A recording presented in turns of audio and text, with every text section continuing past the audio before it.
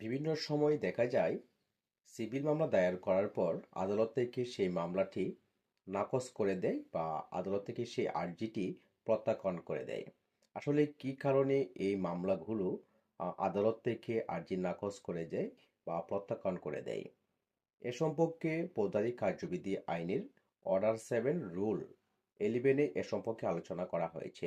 সেখানে বলা হয়েছে যখন একটি মামলা আদালতে যখন দায়ের করা হয়, সেখানে যদি মামলার যথেষ্ট কারণ না থাকে তাহলে আদালত মামলাটি নাকচ বা প্রত্যাখ্যান করে দিতে পারে, বা প্রতিকারের যে মূল্য রয়েছে সেই প্রতিকারের মূল্য অনুযায়ী যদি সেখানে যদি কম মূল্যে যদি উল্লেখ করা হয় তাহলে সে কারণেও এটা আপনার নাকচ করে দিতে পারে। তৃতীয়ত আরেকটি বিষয় হলো যে প্রতিকারের দাবি ঠিক থাকলেও সেখানে কম মূল্যের স্ট্যাম্প যদি দেওয়া হয়ে থাকে তাহলেও আদালত সেই মামলাটি নাকচ করে দিতে পারে।